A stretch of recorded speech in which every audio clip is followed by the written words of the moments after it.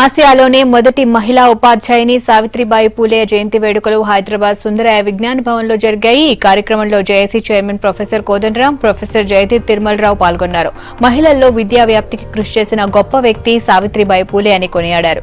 మహిళలకు విద్య, ఉద్యోగ రంగాల్లో సమాన అవకాశాలు కల్పించినప్పుడే ఆమెకు సరైన నివాళి అర్పించినట్టవుతుందన్నారు.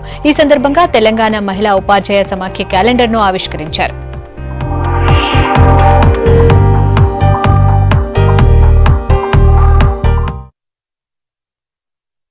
సావిత్రిబాయి పూలే కాలం నాటికి ఆడపిల్లలు చదువుకోవటమే కష్టంగా ఉండేది.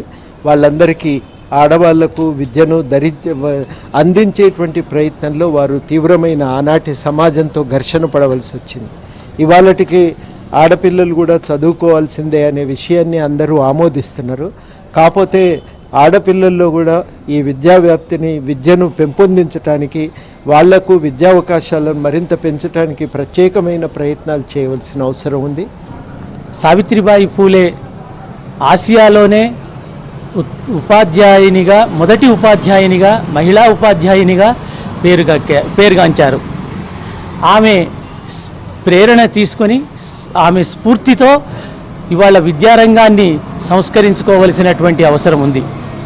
బాలికల విద్య మిగతా విద్యతో పోల్చి చూస్తే చాలా దయనీయంగా ఉంది. నిజం చెప్పాలంటే 36వ రాష్ట్రంగా, నిరక్షరాస్య రాష్ట్రంగా భారతదేశంలో తెలంగాణ ఉంది. దీన్ని అక్షరాస్య రాష్ట్రంగా మార్చవలసినటువంటి అవసరం ఉంది.